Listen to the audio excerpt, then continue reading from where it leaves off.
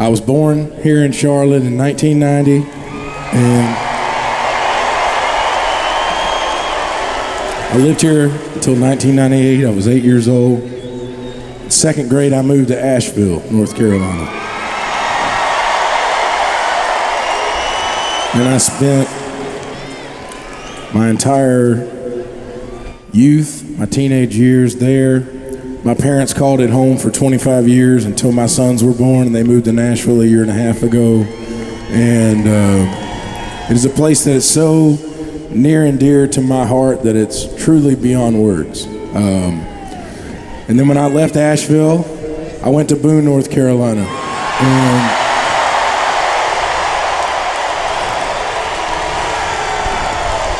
I was probably the last kid admitted to Appalachian State that year on the GPA scale.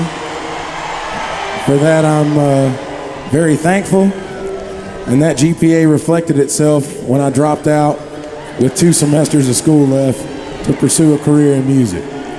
And I know my parents are at home watching, and I know that so many of my friends and family are at home who aren't here with us tonight. And I don't know what else to say other than that I love you guys. I love North Carolina. I love where I come from. I love where I went to school. I got my high school football jersey. I don't know if it ever saw the field, but I got it up here. It's not game worn, it's practice worn jersey right there. And then I got an App State jersey up here with me tonight.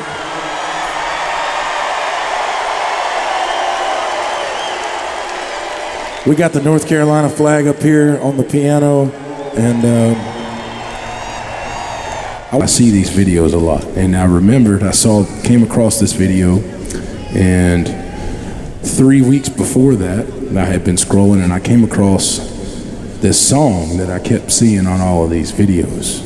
I kept seeing it and I kept hearing it, and people were sharing this song and using this song in their videos, and of the cleanup and the recovery and the devastation. And this song really, really spoke to me. And I called my social media manager, Clinton, and I said, hey, do you think we can get in touch with this kid? This is 3 days ago.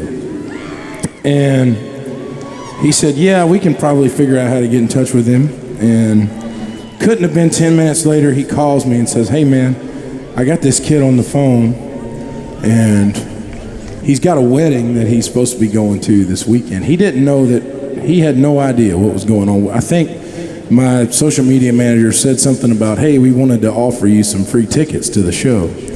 So he reconnected with him, and I got on, and I said, hey man, this is Luke Combs. I have seen your song a bunch, and I've been insanely busy the last 3 weeks, and it slipped my mind, and I'm sorry this is last minute, but would you please come sing your song at the show tonight? And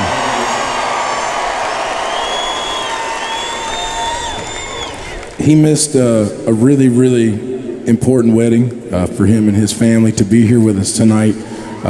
He's a North Carolina boy. His name is Wesko, and I want to welcome him on stage tonight. And he's going to sing a song he wrote for you. And I'm so honored to have him tonight. And I encourage you that if you don't listen to one song tonight, if you only listen to one song tonight, let it be this one. If this moment has impacted you, if this disaster has impacted you, this song is so real and is so good. This man is so talented. We just met yesterday. I listened to him play this at Soundcheck. He blew me away. I'm gonna walk off the stage so he can have his moment. Y'all give it up for Wesko. Take it away, guys.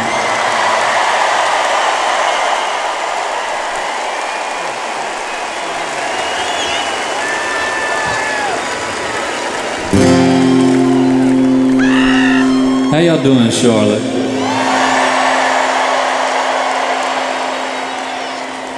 Before I do anything, I just want to thank Luke for bringing a Eastern North Carolina boy out here and putting me on the same stage as a lot of my heroes. It means a lot to me, man. About 3 weeks ago, me and my buddy J.D. Williamson, we got together back home in Duplin County, and we sat down and wrote a song that night. I walk in, he looks at me, he says, "What do you want to write about, Wes?" I say, "Well, there's only one thing we can write about."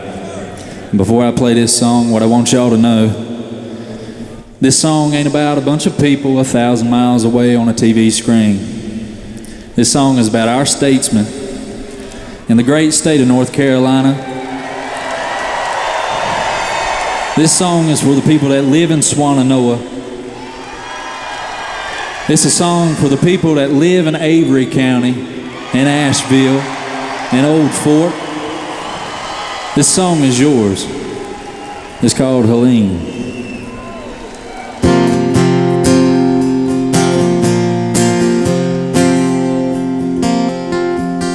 There's violence down on Market Street, but we didn't know violence till we met Helene. And the good folks are drowning in their mountain homes. You'll have to take a vacation just to bury your bones. It's sunshine and roses on that TV screen. Them talking heads, they ain't seen what I've seen. I've seen a mother standing on top of her house, a baby in her arms as it floated on down. I watched my brother hanging on that limb, like a crucified Peter with a will to live. The smell of death lingers on that mountainside. There ain't nothing left but the tears I've yet to cry. You can't call for help when the lines are down and the roads are washed out, headed back to town. So we'll sit here waiting on the coming of the Lord, until we run out of water and we meet him for sure. That hurricane took us by surprise, but when it rains, that river's bound to rise.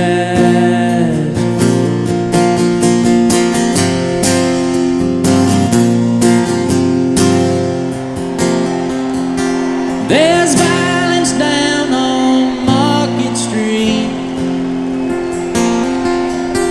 but we didn't know violence till we met Helene.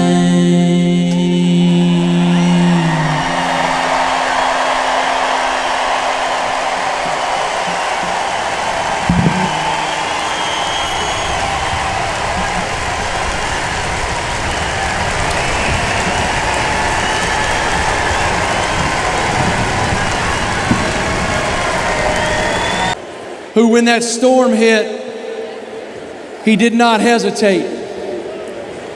He fired up his chopper, he filled it full of supplies, and he flew that thing to the mountains, and he took supplies every day for 2.5 weeks. And his name is Greg Biffle. And Greg and his selfless approach to helping those folks saved so many lives. And I'm proud to call him a friend. Thank you, Greg. Last week I went to Swannanoa myself with a couple buddies. We stopped at the Marion, North Carolina Lowe's location. And Regional Vice President Sean Riley and his team, my great friend Julie Yenichek and her team, filled up pickup trucks full of generators and buddy heaters and propane and enough Carhartt clothes to fill this stadium. And they gave it to us. They gave it to us. And we took it over to Swannanoa to those folks who need it. And my buddies that I was there with introduced me to a gentleman named Adam Smith. 17-year Green Beret. Born and raised up there in those mountains. When that storm hit, Adam was down in Texas to deliver a keynote speech to the Texas Rangers Highway Patrol. And that storm, which at the time was headed for Nashville, took a right straight for us. And he told those Texans thank you, and he fired up his pickup truck and he drove 18 hours to get back here because his little girl was on top of that mountain. He couldn't reach his ex-wife, he couldn't reach his little girl, no comms, just fear, just worry. For 30 hours he sent text messages. He tried to call and nothing went through. He prayed they were alive. Upon arrival in North Carolina, Adam arranged private aircraft assistance and flew to the top of that mountain, and there that little girl was. All that hell all around her, and she was dancing and playing in the yard. And as he was telling me this story, my friends, he told me that earlier in his journey, when he left the Green Berets, he'd lost his identity. With no mission, he no longer had purpose in his life. And he tried to take his own life. And by the grace of God, he failed. For years, he told me he wondered why he was spared. And then in that moment, as that helo touched down up there in those mountains and his little girl ran into his arms atop that mountain, with all that hell around them, he knew. From that moment on, Adam knew that help was paramount in Western North Carolina, and every single day in the month since, y'all, every day, he and his team from Savage Freedom's relief operation have saved lives, delivered supplies, and spearheaded relief. Has put 100 first responders tonight in section 112. Please join me in welcoming those first responders and frontline workers tonight, sitting right over here in the Blue Cross Blue Shield North Carolina Heroes section. Thank you all so much for your selfless service to our communities. You are heroes, and we appreciate you so much every day, but especially in a moment like this. Thank you.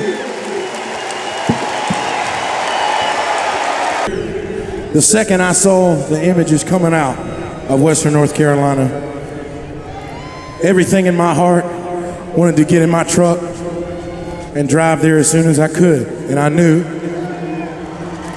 that I physically couldn't make it there.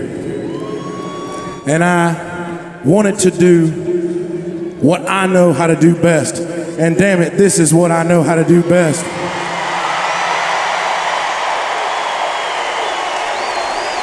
And I hope tonight has been amazing. I'm sorry we had a weather delay. I promise you, this show came together 28 days ago. I called my manager and said, we have got to do a show. I don't know how. I don't know how we're gonna do it. I don't know where we're gonna do it, but we're gonna do it. My manager's first call was to the Carolina Panthers. My first call was to Eric Church.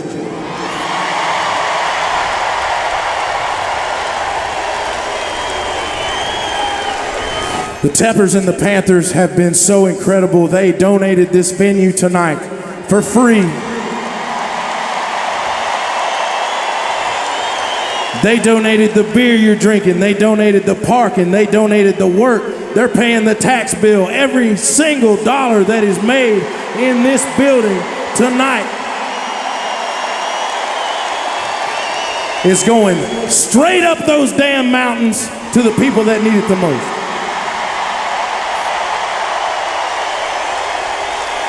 And I have never been more proud to walk on this stage than I am right now.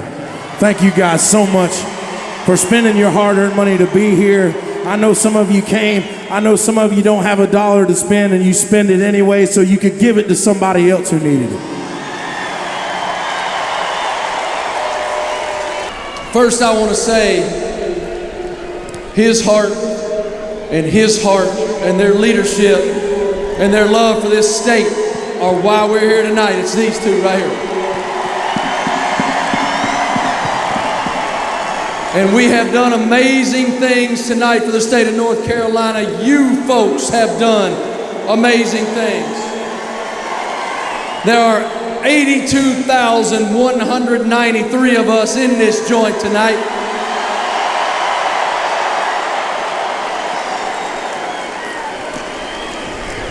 And tonight we raised $24,513,185 damn dollars tonight. Unbelievable. Thank you all so much for coming.